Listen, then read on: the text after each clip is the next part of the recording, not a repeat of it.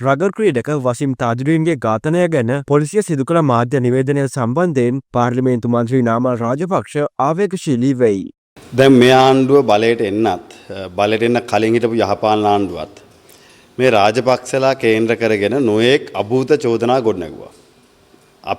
අපි ගැන ගිය 2015 වෙනිදා පරීක්ෂණ කටයුතු කෙරුවා.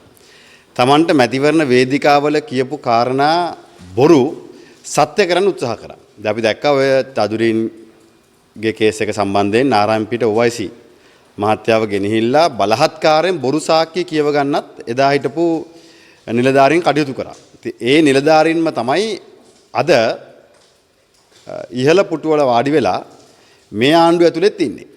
ඒ විතරක් නෙවෙයි අපි දැක්කා පහුගිය දිනවල හිටපු නාවික හමුදාපතිවරයා ගේ නඩුව සම්බන්ධයෙන්ුත් බොරු සාක්ෂි කියන්න බලපෑම් කරා කියලා පොලිසියේ නිලධාරියෙක් අධිකරණයට ගිහිල්ලා තියෙනවා. ඉතින් මේ CID එක නිරන්තරයෙන් බොරු සාක්ෂි හදලා තමන්ගේ ආණ්ඩුව සතුටු කරවන්න උත්සාහ කරා. ඉතින් මම දැක්කා ඊයේ දිනේදී පොලිසිය මාධ්‍ය ප්‍රකාශක වරයා ඇවිල්ලා යම් මාධ්‍යයට කරුණු දක්වනවා. ඉතින් මම හිතන්නේ පොලිසිය මාධ්‍ය ප්‍රකාශක වරයා කරුණු දැක්විය යුත්තේ මාධ්‍යයට නෙවෙයි අධිකරණයට.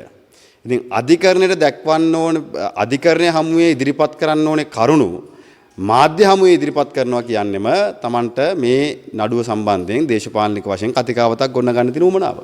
ඉතින් අපි අදත් ආණ්ඩුවට කියන්නේ අපක්ෂපාතීව පරීක්ෂණ කටයුතු කරන්න. මේ සියලු කාරණා ගැන හොයලා බලන්න.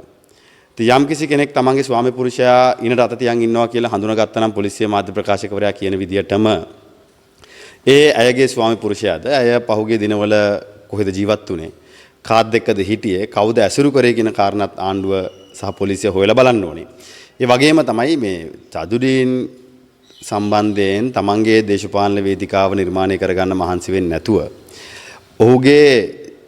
ඔහු යම්කිසි අසාධාරණයකට ලක් වෙලා තියෙනවා නම් ඒ පිළිබඳව පරීක්ෂණයක් සාධාරණව අපක්ෂපාතීව කරන්න. එහෙම නැත්නම් මේ ආණ්ඩුව කරන්නේ ඔහුගේ ආත්මයටත් කරන ලොකු අසාධාරණයක්. යම් අයගේ පෞද්ගලික හේතු කාරණා ඉෂ්ට කරගන්න. ආණ්ඩුවේ දේශපාලන වාසිය සහ ආණ්ඩුවේ දේශපාලන අවස්ථාව ඉෂ්ට කරගන්න. දැන් පහුගිය කාලේ අයිස් සතිය. දැන් අයිස් සතිය අවසන් රනිල් වික්‍රමසිංහ මහත්තයාගේ සතිය තිබ්බා. අයිස් සතිය තිබ්බා. දැන් ඇවිල්ලා තියෙනවා තදුඩුවින්ගේ සතිය.